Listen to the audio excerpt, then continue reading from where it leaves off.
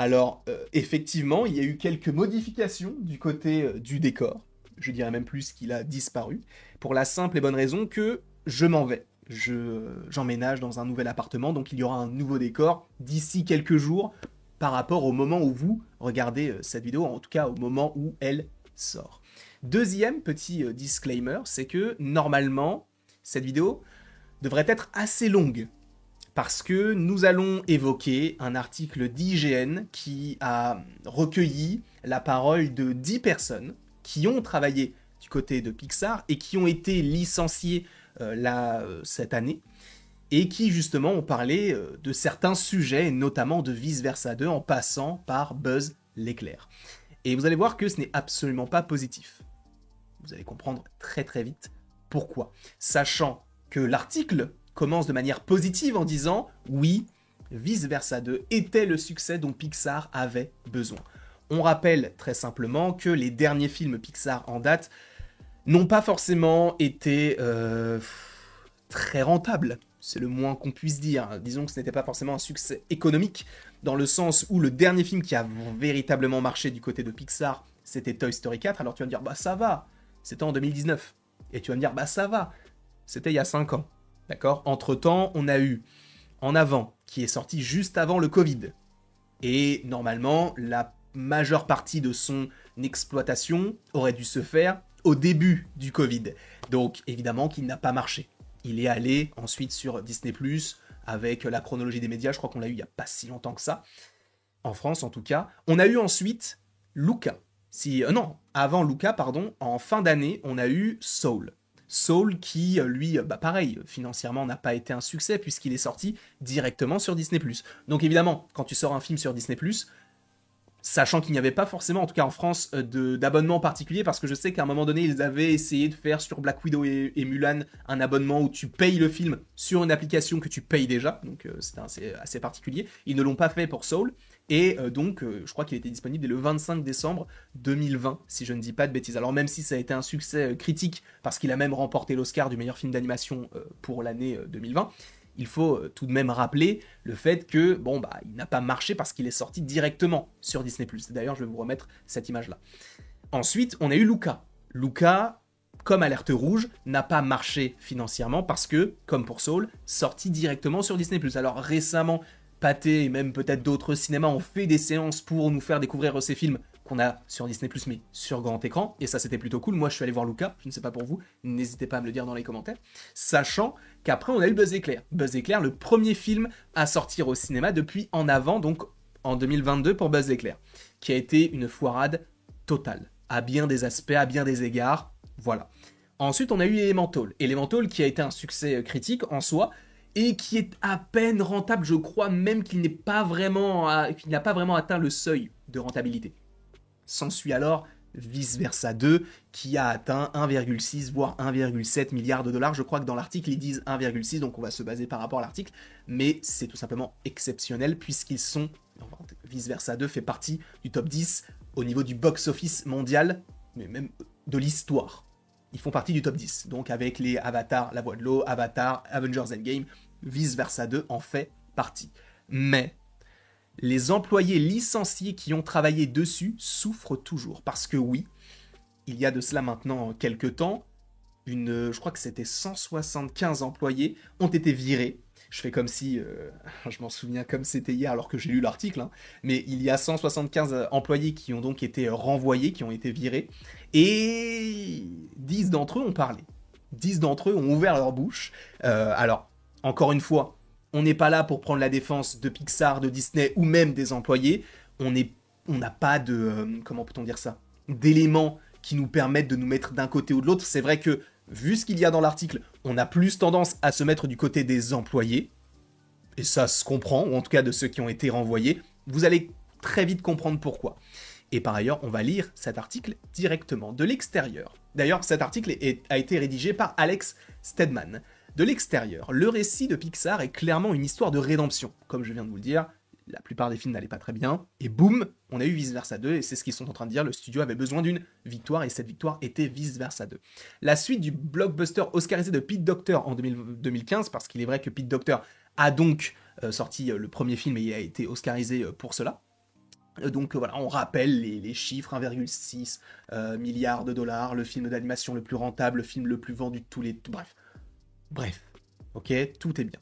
Et qui n'aime pas une histoire de rédemption, surtout qu'une marque aussi appréciée et nostalgique que Pixar est impliquée. Mais pour beaucoup, des employés derrière le succès de Vice Versa 2, ce succès record qui, est un... Alors c'est un peu compliqué à dire, est plus qu'un peu doux amer. En gros, c'est ouais, ils ont eu ce score-là, génial. Ouais, mais j'ai travaillé sur le film et j'ai pas eu de prime parce que oui, comme annoncé plus tôt cette année, le studio a commencé à licencier 175 travailleurs, soit 14% de son personnel en mai de cette année, en 2024. Non seulement les employés licenciés ne peuvent pas bénéficier d'une prime pour le succès de Vice Versa 2, mais certains se remettent également de ce que plusieurs sources décrivent comme une crise sans précédent autour de Vice Versa 2. Rappelons certaines choses, le fait qu'on te dise qu'il n'y ait pas une prime. Alors, je ne connais pas les contrats. Je ne sais pas si, admettons, Disney va faire jouer le... Ouais, mais vu que vous n'avez pas forcément travaillé à 100% sur le film, pourquoi est-ce que vous voudriez avoir une prime? Mais si on se met à la place de l'employeur, on a travaillé sur le film. Le film a fait... Il est rentré dans le top 10 des films les plus gros au niveau du box-office de l'histoire du cinéma. Bah oui, tu peux aussi peut-être faire valoir certains droits. Je ne sais pas s'ils ont ces droits-là. Je n'ai pas lu les contrats qui les lient ou non à Pixar, donc je ne peux pas vous dire. Mais par rapport à ce qu'on voit là, c'est vrai qu'on a plus tendance à se dire, ouais, les employés, ils ont travaillé sur un film qui a énormément marché, ils ont été renvoyés en mai, juste avant la sortie du film, et bah, on leur donne pas de prime. C'est vrai que, sur le papier, ça paraît dégueulasse, on va pas se mentir. On continue l'article. Il y a tout simplement un nombre incroyable de personnes qui disent « je ne peux plus faire ça ». Je pense que pendant 1 ou 2 mois, et ça c'est intéressant, ça c'est hyper intéressant ce paragraphe-là, les animateurs travaillent 7 jours sur 7, a déclaré une source. Un nombre incroyable d'employés de production, des gens qui se voyaient confier des tâches qu'ils n'avaient jamais vraiment faites auparavant, c'était horrible. Donc, ça te montre à quel point Disney et Pixar ont fait un peu n'importe quoi. De toute manière, il y avait déjà des articles qui parlaient de la production de Vice Versa 2 qui était catastrophique. On en avait déjà parlé sur la chaîne, puisque là on t'explique qu'il y a des gens qui ont travaillé sur des tâches qu'ils n'avaient jamais fait, et qu'en plus de ça, bah, ils ont supposément été renvoyés. C'est quand même assez particulier. IGN a parlé donc à 10 anciens employés de Pixar pour cet article sous couvert d'anonymat. Ils ont détaillé les souffrances causées par les licenciements, les difficultés financières que ces licenciements leur ont laissées et les détails de ce qu'une source appelle la plus grande crise de l'histoire du studio. Alors tu vas me dire, ouais, crise quand même, ça a abusé. Attends de lire la suite. Une affirmation contestée par un cadre supérieur de Pixar qui a déclaré à IGN que la crise à la fin de Vice Versa 2 n'était pas différente de celle de nombreux autres films du studio. Alors ça, c'est intéressant. Pourquoi? Parce qu'il confirme à demi-mot que oui, il y a eu une crise. Il dit, ouais, il y a eu une crise, mais pas aussi grosse que dans d'autres studios. Ouais, mais il y a quand même eu une crise. Il y a quand même quelque chose qui s'est passé au sein du studio, et peut-être qu'il faut se remettre en question également du côté de Pixar. Évidemment, Pixar englobe également Disney, puisque je vous rappelle que Disney a racheté Pixar, je crois, en 2004, 2006, je ne sais plus exactement, mais ils ont racheté Pixar. Donc, évidemment, Pixar exécute des tâches que Disney choisit en soi. Si Disney te dit « non, ce projet-là, ça m'intéresse pas, vous allez pas le faire », bah Pixar va dire « ok, bon, on le fait pas ». Il y a un petit peu moins de liberté, évidemment, depuis qu'ils sont chez Disney, parce que depuis qu'ils ont été rachetés, bah, c'est Disney qui est derrière. Et donc, il y a un droit de regard sur absolument quasiment tout, je pense. Donc on continue ce qu'il y est écrit. Je crois qu'on était où? On était ici. Mais les faits demeurent. Nombreux sont ceux qui ont le sentiment d'avoir fait vite pour donner à Pixar le succès dont ils avaient si désespérément besoin et d'avoir été laissés pour compte. En gros, j'ai travaillé, j'ai donné 7 jours sur 7 toute mon âme et on me vire juste avant le film et on ne me donne pas ma prime. Évidemment, c'est dégueu. On est bien d'accord là-dessus. J'oserais dire qu'au moins 95% des personnes licenciées sont dans une situation financière difficile en ce moment, déclare une personne. Alors, vu que c'est déclare une personne, bon, du coup c'est une de leurs sources, une des personnes qui a été elle-même licenciée, 95% des personnes, bon, pareil, ce sont des pourcentages que nous on pourrait donner en disant, bah, 90% des pop ont disparu, tu vois, enfin, c'est des chiffres comme ça, mais qui ne sont pas forcément basés sur des faits réels, mais cela montre à quel point il y a un énorme taux de personnes qui ont été renvoyées, qui sont vraiment mal financièrement. Donc ça dégage quand même quelque chose. Peu importe si ce taux est le vrai, mais en tout cas, enfin, est le vrai, ou en tout cas, on va dire à 1% près, mais c'est énorme. 95% des gens sont dans une situation financière difficile en ce moment parce qu'ils ont été licenciés. Alors tu vas me dire, parce que peut-être qu'il y a plein de personnes qui justement ont un point de vue totalement différent sur la question, des gens qui vont dire oui mais attends, moi je suis chef d'entreprise, mon entreprise elle va mal, il va falloir que je licencie. Je l'entends totalement. En fait, j'ai essayé de me faire l'avocat du diable. Je ne dis pas que le studio a 100% tort et je ne dis pas que les personnes qui ont été licenciées ont 100% tort. Je ne fais que vous lire tout ça et essayer d'interpréter par rapport à tous les éléments qui sont mis à notre disposition. En dehors de la pression financière que cela implique, les sources dressent également le portrait d'un studio terrifié à l'idée de faire des vagues, certains poussant en interne à éviter les thèmes LGBTQIA+. Alors ça, c'est hyper intéressant. Pourquoi ? Parce que je vous rappelle quand même que Bob Iger, depuis qu'il est revenu, Bob Iger, c'était pas forcément quelqu'un qui est trop pour l'inclusion de tout le monde. Voilà, on va rester poli. Alors, il n'est pas non plus sectaire, on va dire. Il veut pas rester qu'entre blancs, admettons. Non, il veut que, voilà, supposément que tout le monde soit là. Mais, quand même, il essaie d'analyser le marché en se disant, bah, par exemple, s'il y a un baiser, admettons, homosexuel, bah, on pourra pas le sortir dans tel film parce que dans tel pays, pardon, parce que dans tel pays, on n'accepte pas, par exemple, un bisou homosexuel. Ce sont des choses qui existent malheureusement dans notre monde actuel. Je ne dis pas que c'est bien ou pas bien de la part de Bob Iger de dire on fait ci ou on fait pas ça. Je ne suis personne pour juger, mais c'est vrai que depuis que Bob Iger est là, on n'a plus trop eu ce genre de procédé, de ce genre de thème du coup LGBTQIA+, et on peut même aller un petit peu plus loin, en parlant même supposément de l'ethnie ou même de la religion. C'est vrai que lorsqu'il y avait Bob Chapek, donc qui avait remplacé Bob Iger à partir de 2020, je crois, on avait quand même eu Avalonia, où on avait justement un personnage qui se posait quand même plusieurs questions par rapport à sa sexualité. Qu'est-ce qu'il y avait encore ? On avait un bisou du côté de Buzz l'éclair. Bref, et 2 films justement qui n'ont pas marché. Un qui est, je crois, sorti directement sur Disney+, en tout cas en France, et Buzz l'éclair qui a été un bide monumental dans le monde entier. Alors pas uniquement pour ce bisou-là, mais je pense que dans certains pays, vu qu'il n'est pas sorti par rapport à ça, il n'a pas marché. Il n'a pas fait le box-office qu'il aurait pu avoir dans un gros pays avec une énorme population. Après aussi, moi je vais pas vous mentir, le film Buzz l'éclair, qui ait eu ce bisou ou pas, moi je m'en moque. C'est cool aussi parce que ça permet d'avoir une certaine inclusion, des personnes qui sont elles-mêmes homosexuelles qui se disent ah bah même dans un film d'animation on peut aussi être représenté et ça c'est bien, mais il faut rappeler que le film est pourri. Enfin, pour moi, ça n'engage que moi, c'est mon avis personnel. Le film est juste mauvais. Il est beau visuellement, ça reste un Pixar, c'est magnifique. L'histoire elle est nulle et ça raconte rien de bien intéressant. Donc s'il n'a pas marché, je pense qu'il y a ces 2 facteurs-là. Il y a le côté de il n'est pas forcément sorti dans tous les films, enfin dans tous les pays, pardon, par rapport à ça, mais en plus de ça, le film n'est pas très bon en soi, même si ça reste une petite partie, quand même. On en était où ? On en était là, c'est un studio, disent-ils, qui dépend trop du directeur de la création Pete Docter, obstinément ancré dans ses habitudes et qui prépare son équipe restante à plus de difficultés dans ses futurs films. La culture interne de Pixar est actuellement très difficile, confie un employé, un ancien employé. Il y a un nombre incroyable de personnes qui disent « je ne peux plus faire ça ». Disney a refusé de commenter cette histoire. Donc on n'aura pas le point de vue de Disney, donc de Bob Iger, supposément, ou peut-être des personnes qui travaillent avec lui par rapport à tout ça. Moi, je trouve que c'est assez intéressant d'analyser tout ça. Je ne sais pas ce que vous en pensez, je ne sais pas quelle vision vous avez de manière plus globale par rapport à comment est géré Pixar du point de vue de Disney, comment est vue cette crise au sein du studio par rapport aux employés. Je trouve que c'est assez intéressant.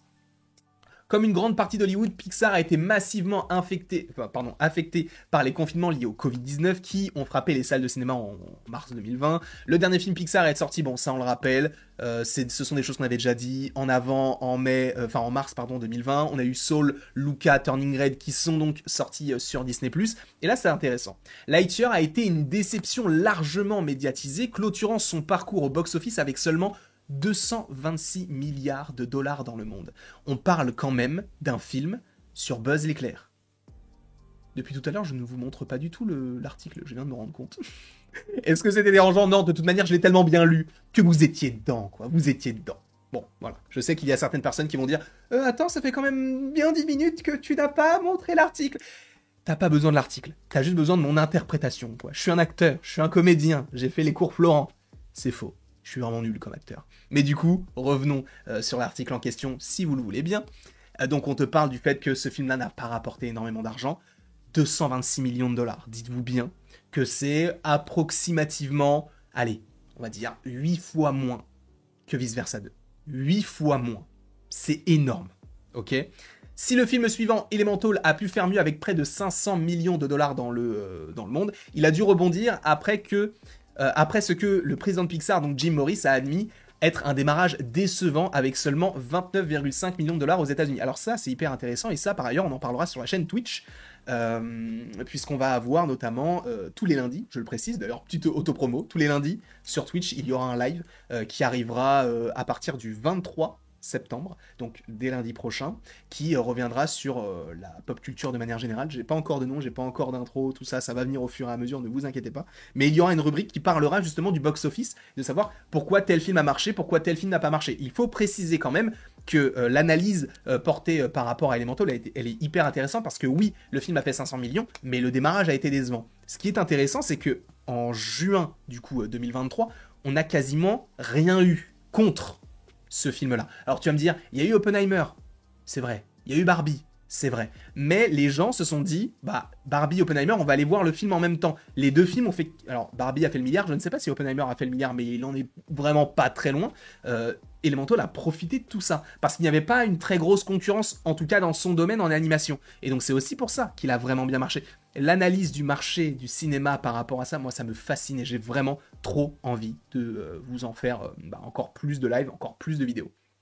Du coup, selon une source en raison du modèle de partage des bénéfices Disney-Pixar, un film doit dépasser 600 millions de dollars pour être considéré comme rentable pour Pixar. Et il n'est considéré comme un véritable succès avant d'atteindre la barre convoitée du milliard de dollars. Je vous rappelle quand même qu'il y a des films qui ont passé le milliard, mais il n'y en a pas énormément du côté de Pixar. Enfin, si quand même, il y en a quand même beaucoup, mais par rapport à tous les films, c'est un pourcentage, genre j'aurais pas de pourcentage comme là, ça a été montré là, mais par exemple, on peut mentionner des Toy Story 4, des Indestructibles 2, du monde de Dory, qui ont dépassé le milliard. D'ailleurs, je crois que demain, il y a une vidéo sur le sujet, sur les films d'animation qui ont rapporté le plus. Justement, ça fait écho à ça, c'est marrant, parce que cette vidéo-là, en plus, j'ai tourné il y a 2 semaines.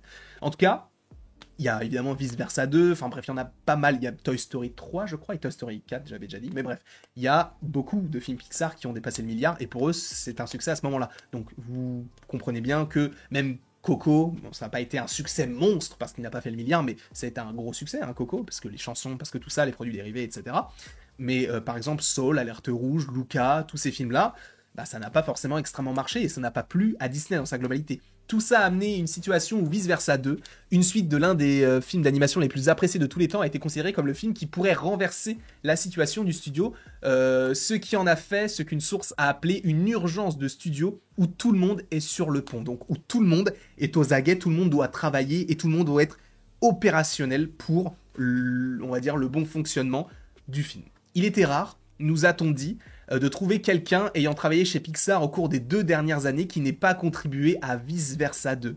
Donc en gros, on est en train de nous dire, tout le studio, en soi, en tout cas une grande partie du studio, qui aurait pu bosser sur, admettons, Hoppers, qui aurait pu bosser sur, du coup, Les Indestructibles 3, sur Toy Story 5, tout le studio s'est mis sur Vice Versa 2. Ça montre bien qu'il y a un problème. Ça montre vraiment qu'il y a un problème, qu'il y a une crise véritable au sein du studio, parce qu'on renvoie une grande partie des gens qui étaient dans le studio, enfin, du coup on parle de une quinzaine, 14% peut-être, du studio qui a été licencié, mais du coup toutes les personnes qui travaillent sur d'autres projets ont dû être rassemblées sur le projet Vice Versa 2. C'est ce qu'on nous dit en soi. Une source souligne que le générique de Vice Versa 2 est plus long que celui de tout autre film Pixar, compte tenu du nombre d'employés du studio qui ont été mobilisés pour le film. Sachez qu'on n'en est même pas au 1/5 de tout ce qu'on a évoqué dans cet article-là. Même maintenant, je pense que les gens sont partis ressentant toujours cette pression du genre « Oh non, oh mon Dieu, nous l'avons fait, nous l'avons fait ». Certains vont jusqu'à dire qu'ils pensaient que Pixar s'effondrerait si Vice Versa 2 ne remportait pas un succès fulgurant. De nombreux employés ont vu cela comme une situation de vie ou de mort. Je ne sais pas si vous vous rendez compte. On parle de Pixar.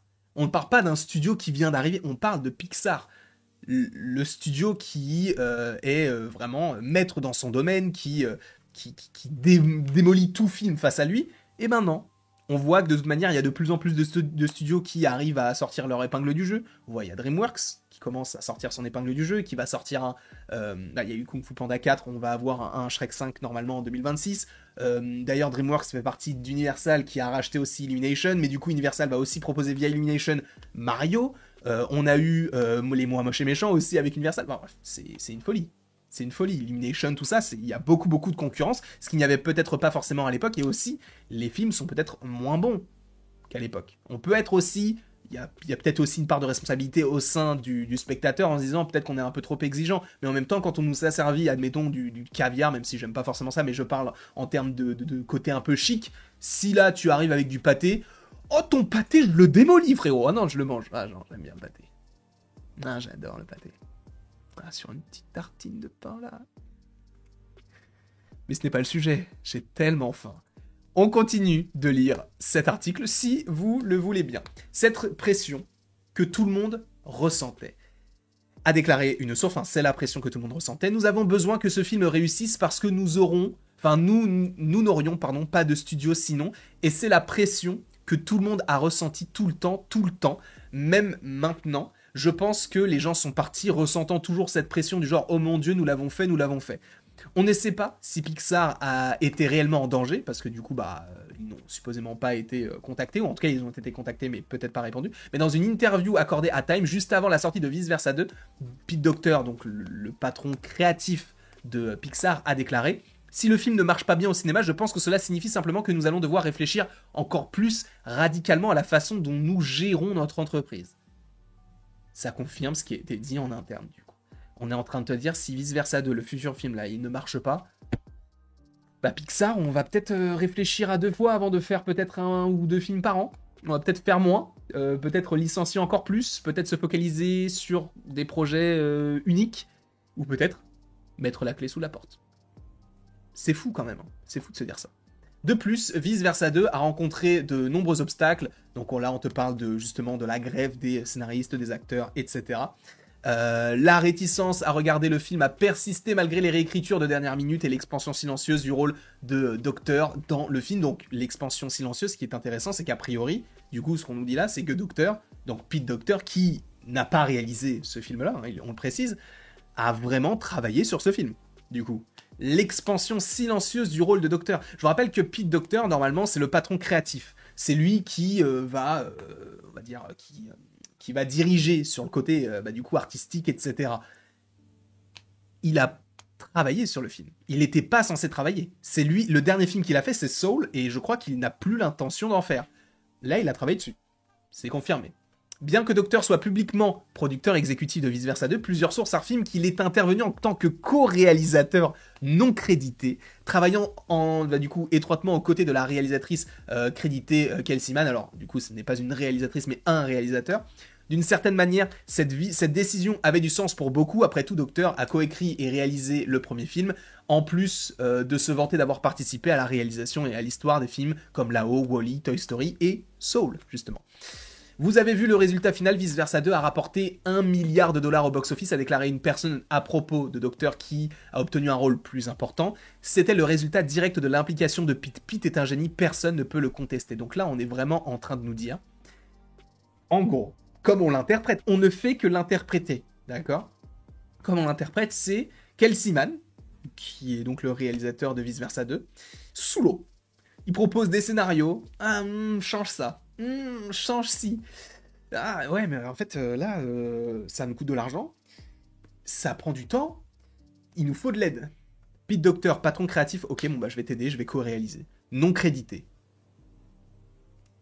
Donc, selon les dires de certaines personnes qui travaillent chez Pixar, alors évidemment, on doit le succès de ce film à Kelsey Mann parce que c'est son film, mais on doit surtout l'arrivée de ce film-là et l'expansion de tout ça grâce à Pete Docter, qui, normalement, n'aurait pas dû travailler de cette manière-là sur le film. Normalement. Mais encore une fois, on a eu des licenciements, il y a eu des gens qui sont partis, qui ont fait peut-être même une double casquette, enfin c'est un peu particulier. Du coup, On en était où? En fait, la plupart des sources interrogées par IGN n'ont pas de sentiment particulièrement négatif à l'égard de Docteur. Il est connu après toutes ces années, après un parcours éprouvé, il sait ce qu'il fait, mais cela est également révélateur de ce que certaines sources qualifient de culte divin de l'homme aux commandes, un vestige de l'époque où le directeur créatif John Lasseter a été évincé. Je rappelle que John Lasseter, il a été accusé de harcèlement. Voilà, tout simple. Et peut-être même plus, là je vous avoue que j'ai que ça en tête, mais je crois qu'il a été peut-être même accusé de plus. Une source affirme que le studio s'appuie sur Docteur à un degré malsain, c'est en partie ce qui a conduit une situation comme celle de Vice Versa 2. Donc en gros, au début il était là juste pour aider peut-être un petit peu, et finalement il était là quasiment tout le temps. Sans Pete on ne peut rien faire, littéralement rien, explique un ancien employé. Cela a créé un goulot d'étranglement, c'est une dinguerie, et je vous jure que c'est une dinguerie. Ça veut dire que, admettons, si Pete Docter part, c'est la merde chez Pixar. En gros, c'est ce qu'on nous dit. On ne peut rien faire sans Pete. Pour beaucoup, c'est aussi le symbole d'une culture interne de Pixar obstinément ancrée dans ses habitudes, avec une aversion pour l'embauche de nouveaux réalisateurs et de nouvelles voix. Une source cite une période entre 2020 et la sortie de Lightyear où le studio était plus ouvert à l'embauche de producteurs, de créatifs en dehors de ses rangs habituels. Alors ça, sachez que c'est dû aussi, je pense, à Bob Chapek. Pourquoi ? Parce que là, on parle de Pixar. Parce que je vous rappelle qu'en gros, Enrico Casarosa, qui n'avait jamais fait de film, il avait fait des courts-métrages, mais il n'avait pas fait de long-métrage, a réalisé Luca. Il avait fait La Luna, pour ceux qui se posent la question. Comment elle s'appelle déjà Domichi, qui a réalisé Bao, a réalisé Alerte Rouge. On prend des jeunes entre guillemets, ils ont une trentaine, quarantaine d'années. D'habitude, c'était des gens qui avaient 50 ans qui faisaient des films. Là, on prend des jeunes qui n'ont pas forcément confirmé et qui font des choses. Sachez que c'est Bob Chapek, je pense, qui est derrière tout ça, parce que Bob Chapek, c'était le patron de Disney, mais Disney, ce n'est pas que Pixar, c'est aussi Star Wars, c'est aussi Marvel. Et Marvel, entre 2020 et 2022, on a eu quoi? On a eu Black Widow, Kate Shortland. On ne l'avait jamais vu du côté du MCU, on est bien d'accord. On a eu Eternals, Domichi, n'importe quoi. C'était Chloé Zhao. Pareil. Quelqu'un qui fait des films d'auteur en soi, qui a une certaine patte, qui a une vision incroyable. C'est ma réalisatrice préférée. Je vous le dis, j'en ai fait une vidéo en plus qui est sur la chaîne. Bref, Chloé Zhao, elle est là et elle fait son taf. Elle n'était pas du tout prédestinée à faire un film Eternals. Destin de Daniel Cretton, qui le connaissait avant Shang-Chi? Aujourd'hui, il va faire Spider-Man 4, etc. Ok, il est confirmé du côté du MCU, mais avant, quand il a fait Shang-Chi, qui le connaissait? Personne. On a fait... Après, attends, il y a eu quoi d'autre? Il y a eu Thor Love and Thunder, du coup là, ils ont récupéré Taika Waititi. Ils ont fait Docteur... Et bah du coup, c'est ça. À partir de 2022, ça a changé. Pourquoi? Parce qu'en 2022, on a eu qui? On a eu Sam Raimi. On a eu Taika Waititi. On a eu Ryan Coogler. Quand même, hein, voilà. Ensuite, il n'y a que The Marvels qui avait un réalisateur, enfin une réalisatrice particulière, je ne me souviens plus de son nom, mais elle avait déjà été officialisée depuis 2020, donc elle a continué à travailler sur le film. Donc à l'époque de Bob Chapek, encore une fois, puisque je vous rappelle que The Marvels aurait dû normalement sortir en 2022, mais pour Quantumania, on a repris Peyton Reed qui avait déjà réalisé Ant-Man 1 et Ant-Man 2, et en plus de ça, on a eu, si je ne dis pas de bêtises, Les Gardiens avec James Gunn. Donc on avait déjà des réalisateurs bien implantés du côté du MCU. À l'époque, 2020, 2021 et du coup début 2022, ce n'était pas le cas. Parce que justement, il y avait Bob Chapek. Aujourd'hui, c'est Bob Iger, et ce n'est plus du tout la même histoire. Ce n'est plus du tout la même histoire. Regardez, Les Indestructibles 3 va être réalisé par qui? Brad Bird, qui avait réalisé Les Indestructibles 1 et Les Indestructibles 2 et qui était parti. On a eu... Attends, c'était quoi d'autre encore? Peut-être, non, Hoppers. Hoppers, je crois que c'est un nouveau réal. Peut-être qu'il a fait aussi, il a travaillé, je crois, sur des courts-métrages. Enfin bref. En tout cas, voilà. On a donc une vision particulière en 2020 parce qu'on veut donner la chance à d'autres réalisateurs. Ça a été le cas aussi, encore une fois, à l'époque de Bob Chapek, avec Julius Sona et avec Jacques Schreier. Non, comment il s'appelle, le réalisateur des Thunderbolts? Bref, le réalisateur des Thunderbolts qui n'a rien prouvé. Et pareil pour Julius Sona, qui n'avait fait que The Cloverfield Paradox, que tout le monde a détesté a priori. Donc, ils ont essayé de donner la main à des personnes, mais finalement, peut-être que ça ne marche pas. Tu ne peux rien faire, donc ça implique littéralement rien. Cette brève période de volonté d'expérimentation n'a cependant pas duré. Selon certaines sources, après l'échec financier de Lightyear, Pixar a perdu l'envie de prendre des risques. et on peut les comprendre, que ce soit ses nominations créatives ou dans ses choix scénaristiques. Comme indiqué à l'époque, les raisons pour lesquelles Lightyear du coup a déçu au box-office étaient nombreuses. Un concept de spin-off déroutant, une nouvelle voix pour Buzz. Bon, je vous rappelle que c'était du coup Chris Evans qui faisait la voix en VO. Bref, Lightyear n'a pas marché du tout, alors qu'on se disait peut-être que... Ok. Mais plusieurs sources affirment que la direction de Disney a amputé en interne une grande partie de la responsabilité de l'échec financier de Lightyear à un baiser entre personnes du même sexe dans le film, ça c'est ce qu'on évoquait tout à l'heure, qui a été brièvement supprimé puis réétabli après un tollé interne au personnel. Dans une déclaration commune adressée à la direction de Walt Disney Company, les travailleurs LGBTQ, je rajoute IA+, et leurs alliés chez Pixar ont déclaré que la direction censurait, ça je pense que vous vous en souvenez, alors je sais plus si on l'avait évoqué en vidéo ou en live, mais du coup ont déclaré que la direction censurait les signes d'affection ouvertement homosexuels à un moment où les employés protestaient également contre la réponse de l'entreprise au projet de loi Don't Say Gay de Floride. Je vous avoue que je ne connais pas forcément tout ce qui s'est passé par rapport à ça, donc je ne vais pas forcément m'étaler sur le sujet, pour autant que je sache. C'est toujours le cas.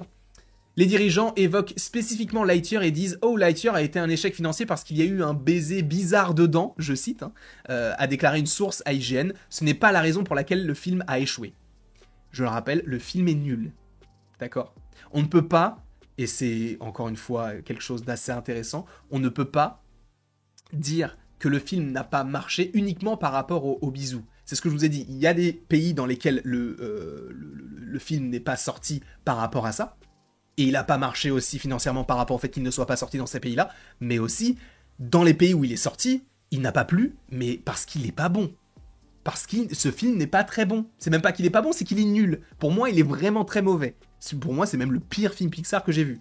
Mais pour autant, je suis d'accord avec la source, ce n'est pas la raison pour laquelle le film a échoué. Le bisou n'est pas la raison pour laquelle le film a échoué. En gros, ils essayent de rabattre un petit peu le truc en disant « Ouais, mais c'est pas vraiment de notre faute, c'est par rapport à ça. » Ouais, mais non. Non. C'est de votre faute.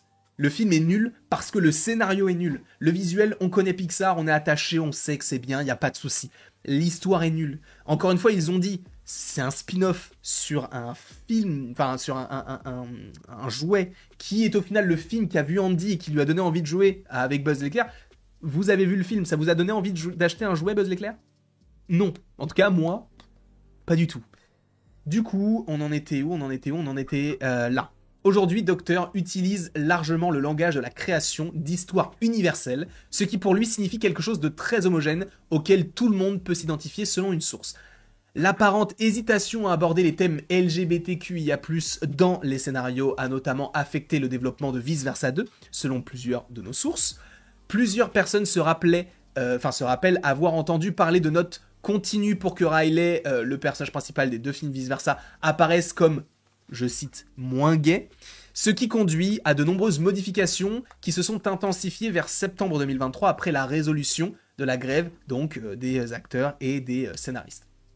Des sources décrivent des rumeurs selon lesquelles un soin particulier a été apporté à rendre la relation entre Riley et Val, un personnage secondaire qu'on connaît, qu'on a vu, aussi platonique que possible, nécessitant même des modifications de l'éclairage et du ton de certaines scènes pour supprimer toute trace d'alchimie romantique. Vous avez vu jusqu'où ils vont ? Ils vont à modifier l'éclairage des scènes, qui justement dans certaines... vous savez que le cinéma aussi, par l'image, nous montre des choses. Et là, ces choses qui étaient censées être montrées, on nous les a enlevées. Parce que, il y avait cette envie de ne plus faire de ce personnage-là un personnage qui fait partie de la communauté LGBTQIA+. C'est quand même particulier, on est bien d'accord. Une source décrit cela comme juste faire beaucoup de travail supplémentaire pour s'assurer que personne ne les verrait potentiellement comme non hétéros. Bon. Il convient de noter que Pixar a sorti un court-métrage en 2015 qui suivait le premier rendez-vous de Riley avec un garçon. Pourtant, de nombreux fans en ligne ont commencé à dénoncer le codage queer dans Vice Versa 2 dès la sortie de la première bande-annonce. Là, ils m'ont spoilé du coup, même si bon, je pense que tout le monde l'a vu. Le film a également évoqué un profond secret sombre que Riley cachait tout au long du film pour révéler dans le générique que le secret était qu'en fait elle faisait des trous dans le tapis. De nombreux fans cependant pensaient que la révélation serait que Riley était en fait prise et aux prises avec sa sexualité et se sentait même appâté par ce qu'elle était réellement. Attention, Riley n'est pas canoniquement gay, a déclaré une source dans le film. Ce que vous avez vu, rien chez Riley ne dit qu'elle est gay, mais c'est en quelque sorte ce sous-entendu en fonction de certains contextes. C'est donc quelque chose qu'ils ont essayé de minimiser à plusieurs reprises. Une autre source a déclaré que certains dirigeants étaient mal à l'aise avec les thèmes homosexuels en général, et l'insistance à garder ces thèmes hors de Vice Versa 2 a été un élément important tout du long du développement. Vous vous rendez compte qu'on est en train de nous dire qu'il y avait un film, on avait une relation, allez, admettons, ambiguë entre deux filles, où il n'y avait pas de bisous comme c'est le cas dans Buzz l'éclair, et eux se sont dit non, on va tout enlever. Tout. Même si les gens ne comprennent pas que peut-être il y a une alchimie, on va tout enlever. Moi je trouve ça vraiment nul, mais bon. Le film est sorti. Moi, alors, je vous ai donné mon avis. Je trouve que le film est bien, mais sans plus. J'ai préféré largement le premier, même si j'entends qu'il y a des scènes qui sont géniales dans le deuxième film. Mais du coup, on constate qu'il y avait l'envie de structurer ça de manière de... Non, il faut pas que les gens imaginent que... Vous avez vu jusqu'où ça va. Ça va très, très, très, très loin. Du coup, on en était où? On en était là. Tout cela, la pression, les blocages créatifs, les hésitations sur le scénario a conduit à une ruée vers l'or au cours des derniers mois de production d'Inside Out 2 selon du coup d'anciens employés, où comme le dit une source, c'était un véritable merdier. C'est une folie. Vous vous rendez compte, on n'est même pas à la moitié. On n'est même pas à la moitié. Cette vidéo va durer. C'est éternel, c'est une folie.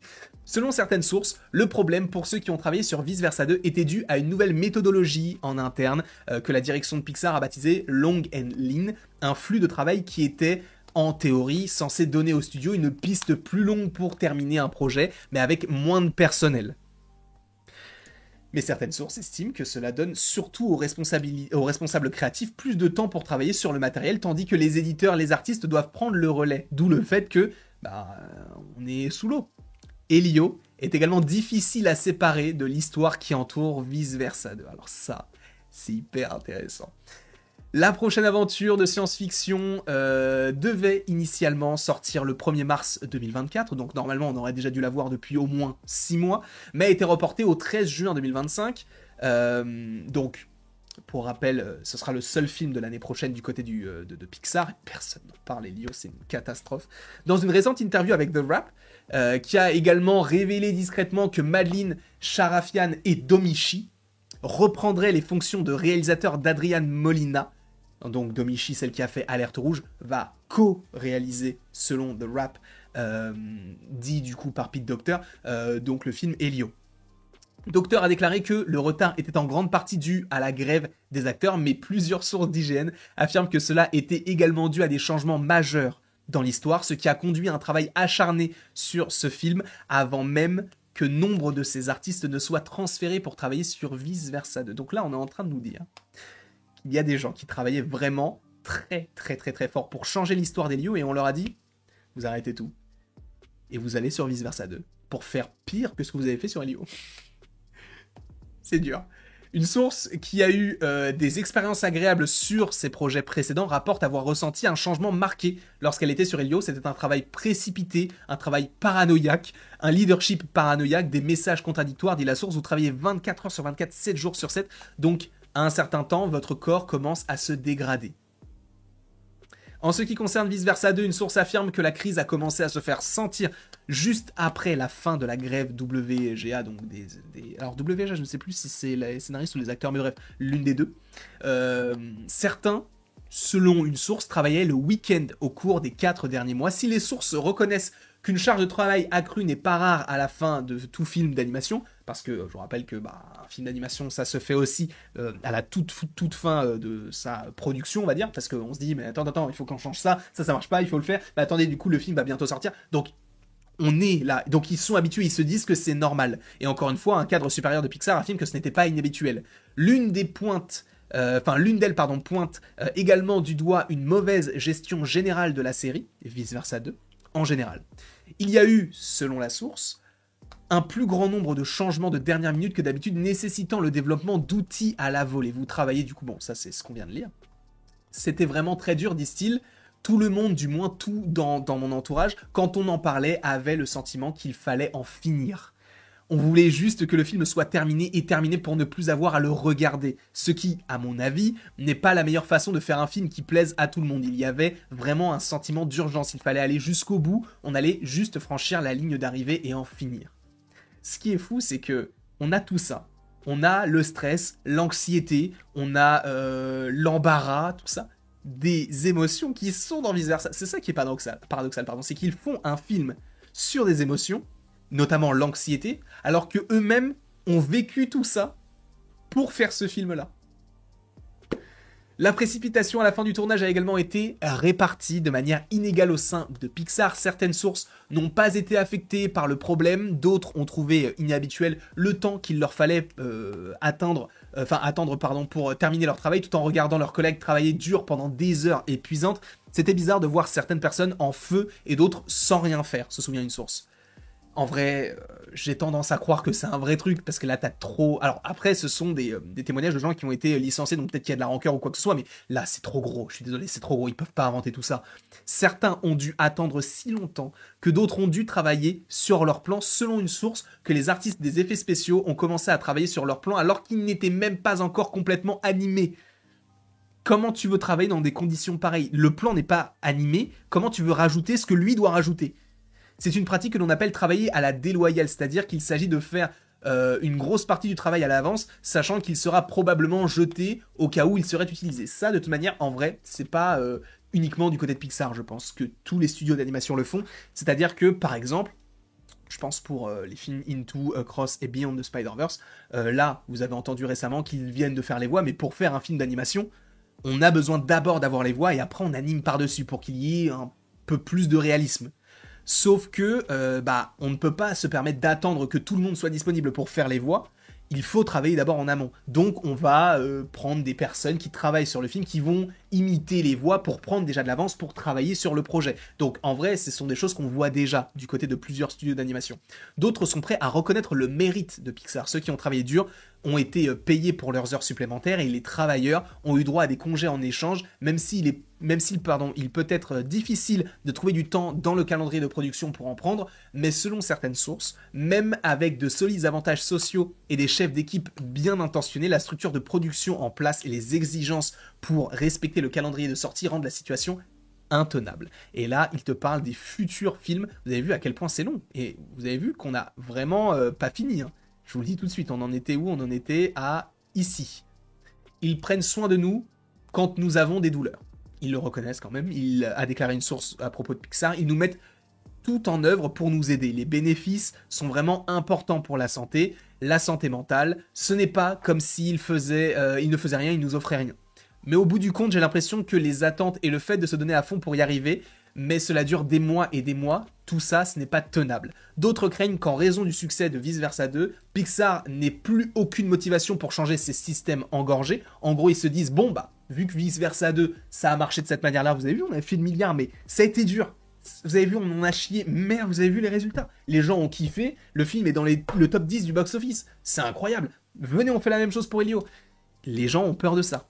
Je pense que ce que les gens se sont dit, c'est vraiment, vous avez en quelque sorte tué tout le monde dans Vice Versa, et maintenant vous voulez faire la même chose avec Elio. Et même si tout le monde n'a pas craqué pour Vice Versa 2, ce qui a frappé beaucoup de nos sources, c'est le nombre de personnes qui l'ont fait et qui ont été touchées par les licenciements au début de l'année. De se dire, non mais attends, j'ai travaillé sur le film comme un fou et on me licencie. Encore une fois, il ne faut pas mettre tout le monde dans le même panier. Peut-être qu'il y a des gens qui ont été licenciés qui ne faisaient strictement rien du tout. C'est possible aussi. Au mieux, le fait que Pixar procède à des licenciements à un moment donné n'a pas été un choc énorme pour le personnel. Les employés ont été informés que les licenciements auraient lieu à un moment donné en janvier 2023. Et du coup, là, il te parle du fait qu'ils avaient été annoncés. Là, c'est exactement ce qu'on évoquait hier, n'importe quoi, tout à l'heure. 75 employés de chez Pixar ont été licenciés en juin de cette année-là. Donc en 2023. Parmi ces licenciements figurait le réalisateur Angus MacLane et du coup Galine Sussman qui donc est la productrice qui est devenue célèbre pour avoir sauvé Toy Story 2 après la suppression accidentelle des serveurs de Disney.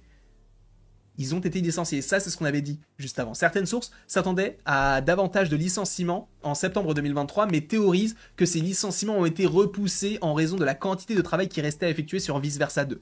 Pendant 1 an et 1 an et demi, tout le monde était sur les nerfs. Je pense que c'est peut-être pour cela qu'ils ont fait preuve de la plus grande vigilance et qu'ils ont travaillé dur aussi dur qu'ils pouvaient, donc pour les mettre dans les meilleures conditions.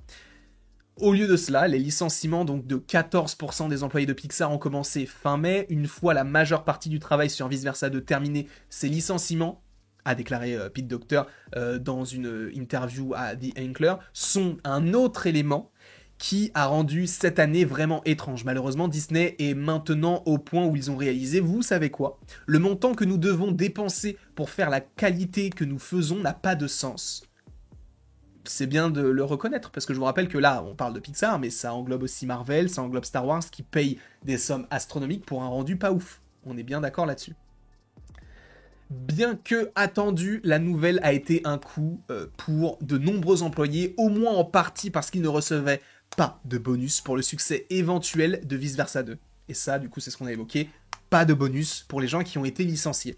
Pour avoir droit à ce bonus, un employé devait donc avoir travaillé sur un projet pendant un certain temps, ce qui, comme indiqué, correspondait à la majeure partie de Pixar à l'époque, et être employé au moment où les bonus sont distribués. D'accord ? Donc, en gros, récapitulatif, pour avoir les bonus, il fallait être là sur le projet quand les bonus étaient distribués, et aussi quand donc on a passé un certain temps sur le projet. Sauf que vu que tout le monde travaillait d'arrache-pied sur le projet, beaucoup de gens étaient inclus dans ces bonus-là. Le fait que nos représentants des ressources humaines nous aient dit que nous n'aurions pas de droit à ce bonus équivalait à un ultime « va te faire foutre » de la part de Disney, a déclaré un ancien employé.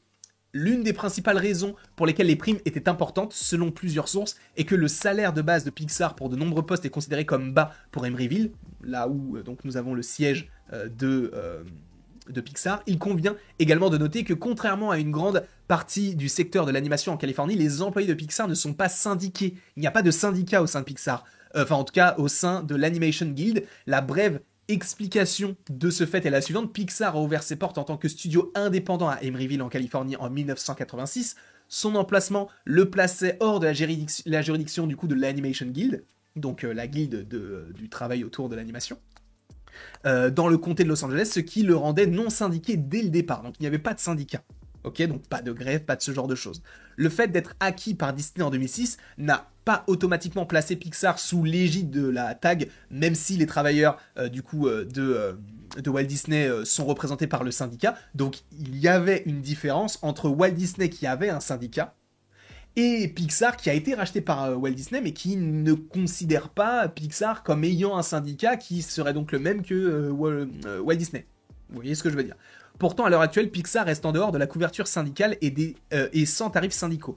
Et ils se justifient en invoquant des bonus. Ils disent « Oui, nous payons moins, mais vous pourriez avoir droit à un énorme bonus ». D'autres sources affirment que c'est un sujet qui revient fréquemment dans les discussions avec les recruteurs de Pixar et dans les lettres d'offres d'emploi. Nous travaillons toute l'année pour ce bonus, explique quelqu'un d'autre. C'est en partie ce qui fait que travailler chez Pixar en vaut la peine, nous en dépendons, en fonction du succès d'un projet, ainsi que d'autres facteurs comme le fait qu'il soit ou non inférieur au budget. Ces bonus peuvent aller à aller d'1 à 10 semaines de salaire, ce qui est en vrai assez conséquent. Quand même, non en vrai c'est pas bien parce qu'ils viennent de dire qu'ils sont pas, je pensais pour 10 mais pour ces gens qui sont payés une semaine, bon, c'est pas particulièrement ouf quoi. Selon certaines sources, de nombreux employés comptaient sur le bonus d'Inside Out 2, d'autant plus que les bonus étaient plus faibles pour Elemental et inexistants pour Buzz l'éclair. S'ils avaient simplement ajouté quelque chose aux indemnités de départ des personnes licenciées, c'était comme si on leur avait donné une prime au prorata. Cela aurait pu être fait par gentillesse selon moi. Je pense que cela aurait été très utile pour prouver qu'ils essayaient de faire preuve de compassion et de gentillesse envers les collègues qui doivent partir.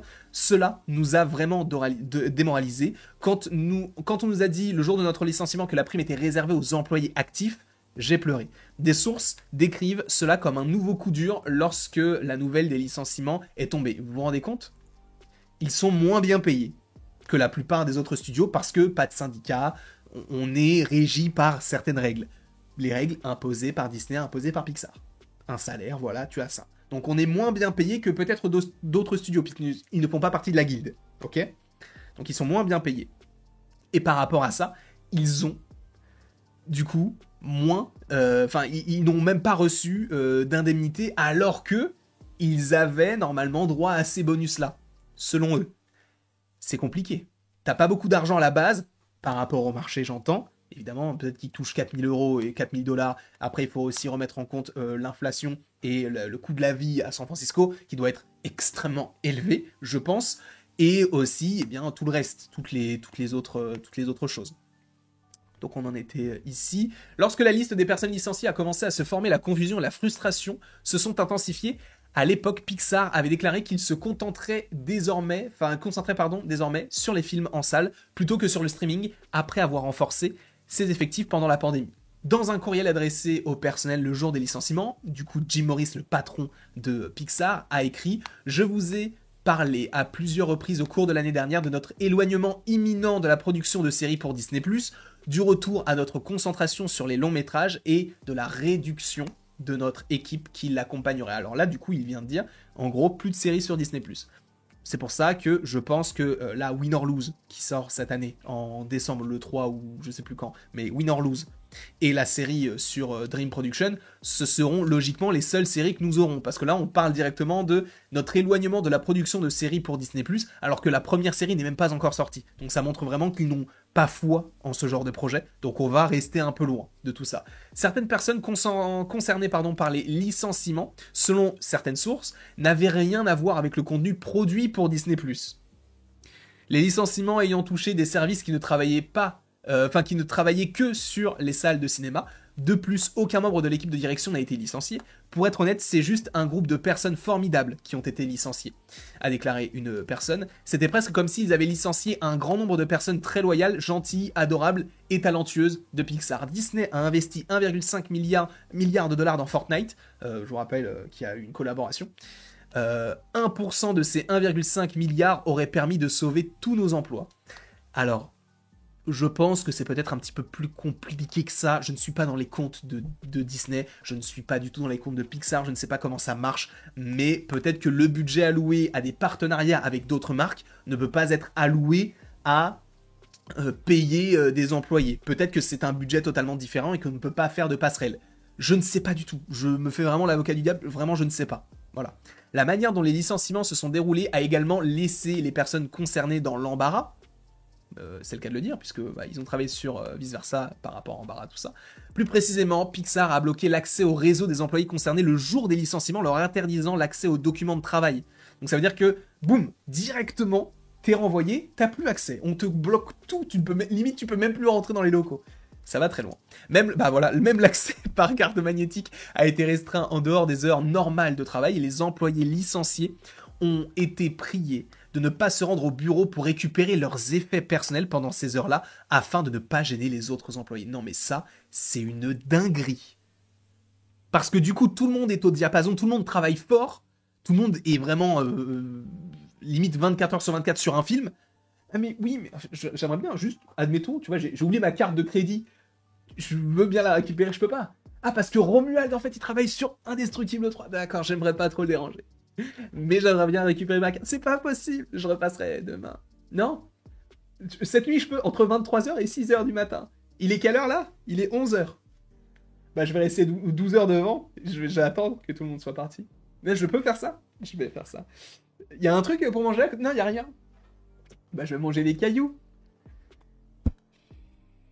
C'est comme ça que je le ressens, encore une fois. C'est une folie.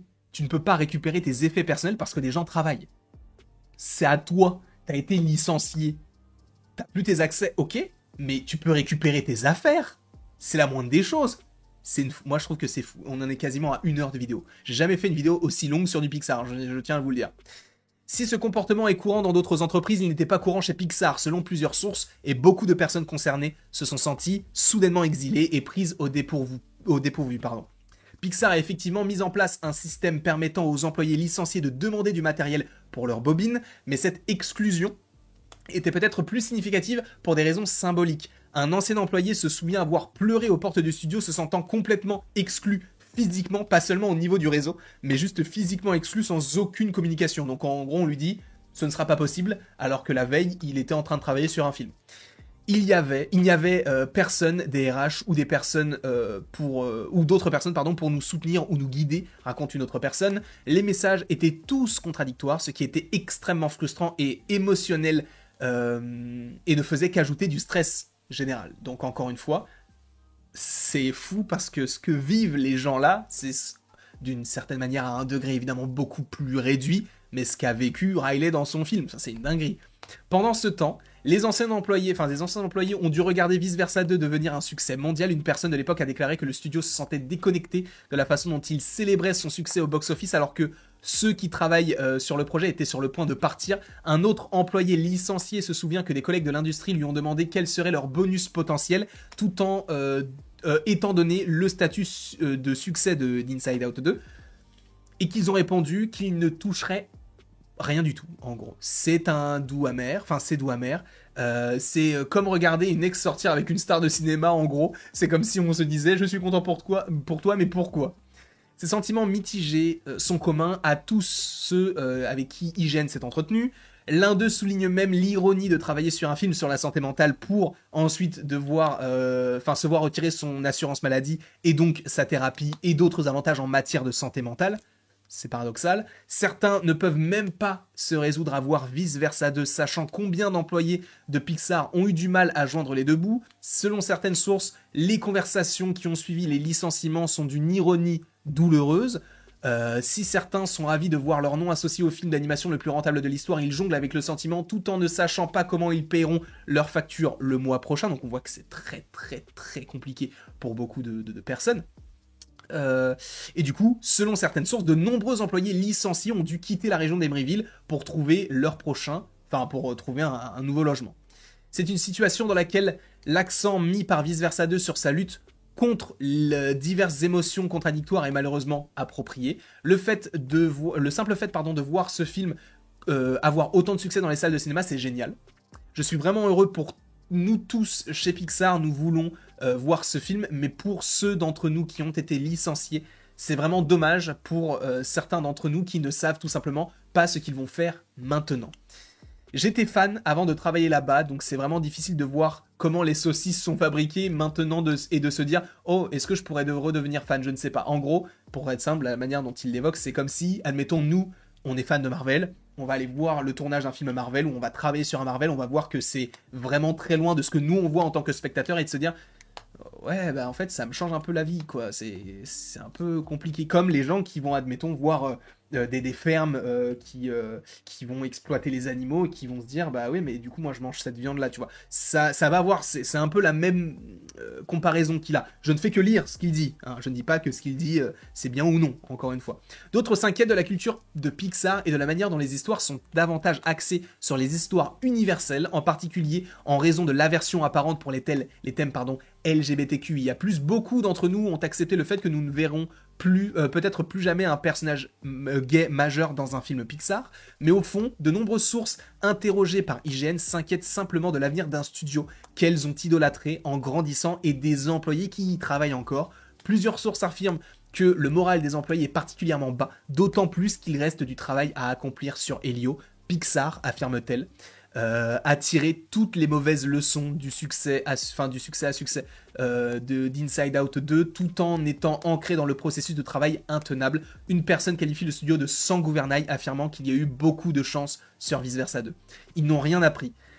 Et c'est le retour que je reçois encore lorsque je contacte d'autres employés. En ce moment, tout le monde est sous Helio. Les choses sont exactement les mêmes qu'avant. Tout le monde travaille des heures folles pour réparer Helio. Sauf que là, à la différence de Vice Versa, c'est que Helio a de fortes chances de ne pas marcher tout court. Parce que ce n'est pas un film d'une licence, ce n'est pas un film d'une suite, c'est un nouveau film, c'est une histoire originale. Qui en plus de ça, était imaginée par Adrian Molina, qui était son histoire à lui, je crois. Mais finalement, ce n'est même plus son histoire puisqu'il est parti du projet. Je pense que le sentiment le plus répandu dans le studio avant les licenciements, et même maintenant après en parlant aux gens qui sont toujours là, c'est que tout le monde a l'impression que les dirigeants agissent simplement par peur. Tout est fait pour préserver leur propre pouvoir dans leur propre travail. Je pense donc que le moral est vraiment bas parce que les gens n'ont plus confiance dans le fait qu'ils sont dirigés dans leur intérêt. Si l'on peut tirer un certain avantage de cette situation. Certains affirment qu'ils sont toujours fans du studio en raison des amis qui sont encore, qui mettent tout leur cœur dans leur travail. Certains soulignent encore une fois que leur ressentiment ne concerne même pas Pete Docter ou Maurice en particulier, dont les mains sont probablement liées sur de nombreux problèmes. Donc voilà, on peut dire Pete Docter c'est lui le patron, mais en même temps, il y a forcément quelqu'un au-dessus qui lui dit quoi faire, et lui il doit avoir énormément de pression, d'une part de recevoir ces directives et en plus après de les donner, c'est particulier. Mais malgré tout, alors que Vice Versa 2 se dirige vers une visibilité encore plus grande sur Disney+, plus tard ce mois-ci, parce que oui, aux États-Unis il va sortir très bientôt, un certain appel à la justice pour ceux qui ont été licenciés demeure. Nous aimons raconter les histoires, c'est notre métier, mais lorsque notre travail est publié, vous voulez en quelque sorte bénéficier de la force de cette publication. Les gens doivent être rémunérés pour cela. Et j'ai mal appuyé sur le bouton. Voilà tout ce qu'il y avait à dire concernant Pixar. Alors du coup, on n'a fait que lire l'article, essayer d'en dégager encore une fois certaines thématiques, essayer d'apporter certaines, non pas réponses, mais points d'analyse. Encore une fois, ce qui est intéressant, c'est que oui, c'est que on a un studio qui a été, on va dire, grandement affecté par le Covid, par toutes ces facettes-là, notamment dans les années 2020, et par une direction peut-être un petit peu hasardeuse sur certains aspects. Encore une fois, ce n'est pas dû qu'à Pixar. Je rappelle Eternals avec Chloé Zhao, je rappelle Destin Daniel Cretton avec Shang-Chi, et du coup, du côté de Pixar, je rappelle Domichi avec le film Alerte Rouge, ou Enrico Casarosa avec Luca. Bref, ce sont des films qui ont peut-être une vocation, qui auraient eu peut-être une vocation peut-être un petit peu plus grande avec une autre direction, mais là, le mal est fait, en tout cas, du côté de Pixar. Le mal est fait. Je ne sais pas comment est-ce que vous voyez ça. Moi, je trouve que c'est fou de se dire... En fait, je comprends en soi le studio. En fait, je me place aussi à la place... Je comprends pas... comment il s'appelle le patron de Disney, là, Bob Iger. Lui, je le déteste. Je l'aime pas du tout. Mais Pete Docter et du coup Jim Morris, on a l'impression qu'ils sont toujours quand même assez appréciés. Et du coup, malgré tout ce qu'on a pu dire, tout ce qu'ils ont pu faire plutôt sur le studio, les licenciements, ce genre de choses, en fait, cela ne venait que de quelqu'un au-dessus d'eux. Et que eux redirigeaient tout ça. On voit dans cet article l'implication de Pete Docter qui a essayé vraiment de mettre les personnes dans les meilleures conditions malgré la situation. Il a essayé de travailler au mieux sur le film, a priori de manière un peu secrète, alors qu'il est en soi un peu le co-réalisateur du film. C'est très particulier, c'est très très très particulier, c'est une situation qui a été sûrement extrêmement compliquée à vivre du côté de Pixar. J'espère... Malheureusement, malheureusement, je pense que ça sera pas le cas, mais j'espère que ça reviendra un petit peu mieux par la suite. On voit que pour Elio, ça sera pas le cas. Moi, je pense sincèrement qu'Elio, il y a peu de chances pour que ça marche vraiment. Il faut vraiment un gros trailer, mais même le premier n'a pas forcément trop plu. Le film a été décalé d'1 an. Le premier trailer est sorti en 2023, le film va sortir en 2025, donc 2 ans après le premier trailer. En plus, l'histoire va supposément totalement changer. C'est compliqué, c'est très compliqué. Donc là, c'est une vidéo plutôt négative autour de Pixar. Après, encore une fois, tout n'est pas négatif.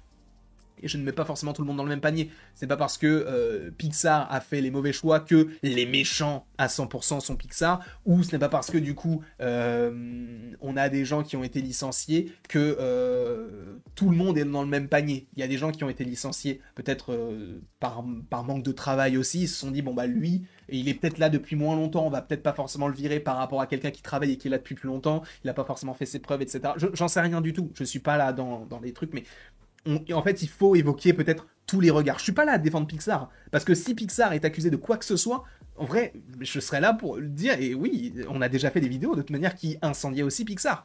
Je suis réaliste, j'aime énormément le studio, c'est pas pour autant que, et là on en a fait une vidéo d'1 heure, c'est pas pour autant que le studio fonctionne très bien, on le voit, et j'étais pas là à défendre en disant, oui, mais en fait si le studio ne marche pas, c'est aussi parce que, non, le studio ne marche pas, surtout parce que la direction est catastrophique. On va pas se mentir, ils le disent eux-mêmes. Et je crois, les gens qui témoignent, il y a eu 10 personnes qui ont parlé, qui ne se sont peut-être pas forcément concertées afin de parler à IGN, et qui ont dit quasiment les mêmes choses. Il y a quand même un truc. En tout cas, je ne sais pas ce que vous en avez pensé. N'hésitez pas à me donner votre avis dans les commentaires. N'hésitez pas non plus à me dire si vous aimez ce genre de vidéos qui sont un peu plus longues. Alors là, pour le coup, c'était long parce que l'article était long, mais moi, ça m'a fait kiffer parce que on a pu réagir un petit peu à certaines choses et donner notre avis également.